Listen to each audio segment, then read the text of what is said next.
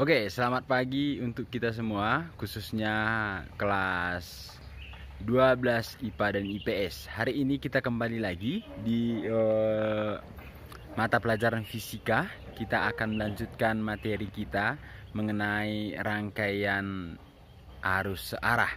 Oke, saya tepat berada di sekolah kita. Hari ini kita akan melanjutkan materi kita pada arus listrik searah, yaitu pada rangkaian listrik. Kalau kemarin kita belajar mengenai bagaimana itu rangkaian hambatan, sekarang kita akan mempelajari bagaimana itu rangkaian listrik yang dikemukakan oleh si Kirchhoff. Hukum Kirchhoff ini ada dua, yaitu hukum Kirchhoff yang pertama dan ada dia hukum Kirchhoff yang kedua. Nanti penjelasannya akan saya buat pada video ini. Baik, untuk semuanya, adapun tujuan pembelajaran kita mempelajari rangkaian arus searah, rangkaian listrik arus searah ini agar kamu bisa memahami bagaimana itu teori-teori rangkaian arus ketika sumbernya itu lebih dari satu. Sumber di sini adalah sumber arus listrik. Contohnya itu boleh menggunakan baterai, boleh dia menggunakan pembangkit listrik dan lain sebagainya. Nah, untuk semuanya bagaimana penjelasannya? Silahkan kamu saksikan video berikut ini. Bunyi hukum Kirchhoff yang pertama. Pada kehidupan sehari-hari, kita seringkali menemukan rangkaian listrik yang terdiri dari banyak hubungan. Artinya, rangkaian listrik tersebut memiliki banyak cabang dan titik simpul. Perhatikan, ini adalah contoh sederhana hukum Kirchhoff yang pertama. Sehingga, mengutip dari akselerasi fisika, bunyi hukum Kirchhoff yang pertama adalah jumlah kuat arus listrik yang masuk ke suatu titik simpul sama dengan jumlah kuat arus listrik yang keluar dari titik simpul tersebut. Maka sebagai penjelasannya, saksikan terus video ini. Oke, pada hukum Kirchhoff yang pertama, seperti penjelasan tadi, di sini untuk arusnya jumlah arus, oke, kita buat di sini jumlah arus itu adalah sigma I. Oke, jumlah arus yang masuk in, oke, itu sama dengan jumlah arus yang keluar atau out. Oke, kalau kita gambarkan dia seperti penjelasan tadi, bagaimana? Misalkan ada arus listrik seperti ini. Oke, kita misalkan di sini ada arus listrik, ini adalah I1. Selanjutnya di sini terjadi pembagian. Pembagian apa? Pembagian listrik atau pembagian jalur. Maka kalau dibuat dia seperti ini, oke, kita misalkan dia seperti ini. Oke, kita misalkan ini dia adalah I2. Perhatikan tanda panahnya, Oke, ini I2 dan di sini ada dia I3. Oke, I3.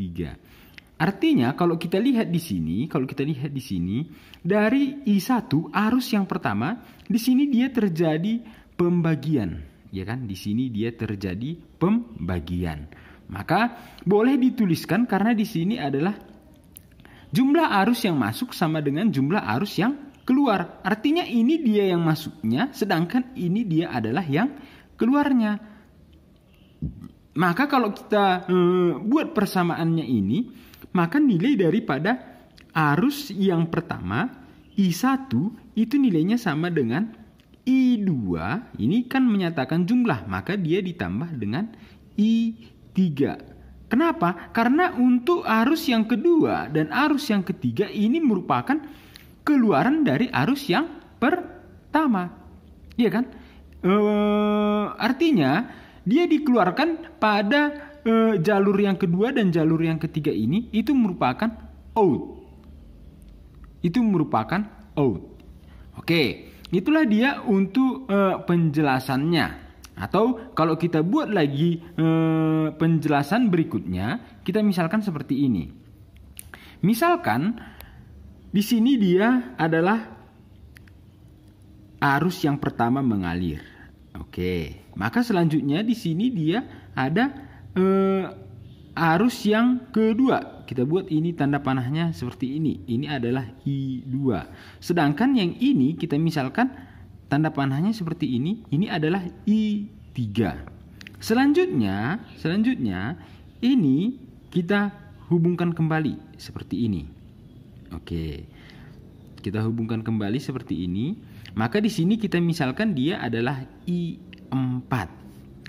Kalau kita perhatikan arahnya ini, oke, ini dia di sini terjadi pembagian. Iya kan? Di sini terjadi pembagian. Artinya kalau kita buat persamaan ini, maka nilai daripada arus yang pertama itu nilainya sama dengan I2 ditambah dengan I3. Iya kan? Oke. Bagaimana dengan I4? Bagaimana dengan arus yang keempat? Maka arus yang keempat kalau kita perhatikan di sini arus yang keempat ini berasal dari arus yang kedua, ya kan? Dari sini dia datang arus yang kedua, dari sini juga datang dia arus yang ketiga. Oke, maka boleh kita buat karena di sini jumlah arus in, ya kan, yang masuk sama dengan yang keluar. Kalau kita perhatikan pada arus kedua dan arus yang ketiga, arus yang kedua dan arus yang ketiga ini merupakan arus masukannya, arus inputnya. Maka yang input itu adalah yang kedua dan yang ketiga, sedangkan yang outnya adalah arus yang keempat. Maka boleh kita buat bahwa arus yang keempat itu adalah arus yang kedua ditambah dengan arus yang ketiga. Oke. Selanjutnya, berarti di sini boleh kita simpulkan bahwa arus yang pertama itu nilainya sama dengan arus yang keempat. Itulah dia yang dikatakan oleh si Kirchhoff pada hukumnya yang pertama. Nah, itu dia penjelasan pada hukum Kirchhoff yang pertama. Maka untuk tugas kamu hari ini akan saya buat pada video berikut ini.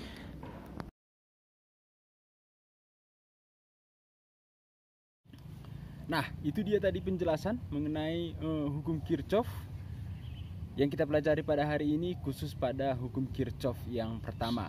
Nanti akan kita pelajari bagaimana itu hukum Kirchhoff yang kedua itu pada pertemuan berikutnya.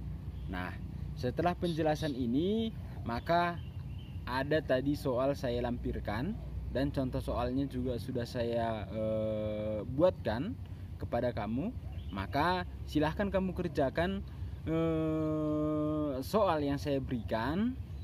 Boleh kamu pelajari lagi contoh soal yang saya buat atau contoh soal yang bisa kamu dapatkan dari buku kamu atau dari internet.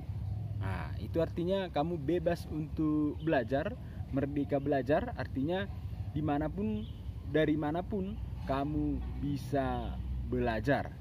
Nah, itu dia penjelasan untuk hari ini.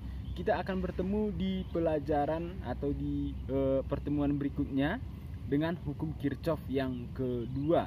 Silahkan kamu kerjakan tugas yang saya berikan. Silahkan kamu pelajari juga hukum Kirchhoff yang kedua, supaya nanti lebih gampang untuk mempelajari hukum Kirchhoff yang kedua. Saya harap nanti pada materi berikutnya, hukum Kirchhoff yang kedua, di sana sudah banyak pertanyaan-pertanyaan yang hendak kamu tanyakan kepada saya agar pembelajaran kita bisa berjalan dengan baik, bisa dua arah. Artinya ada pertanyaan dari saya, ada pertanyaan dari kamu, maka nanti pembelajaran kita berjalan secara efektif. Nah, itu aja dulu untuk pertemuan kita pada hari ini. Silahkan disiplin belajar di rumah, silahkan lebih aktif, dan tetap kamu harus menjaga kesehatan kamu dengan mematuhi protokol kesehatan yang dianjurkan oleh pemerintah. Itu aja pertemuan kita pada hari ini. Saya ucapkan terima kasih buat kamu. Salam.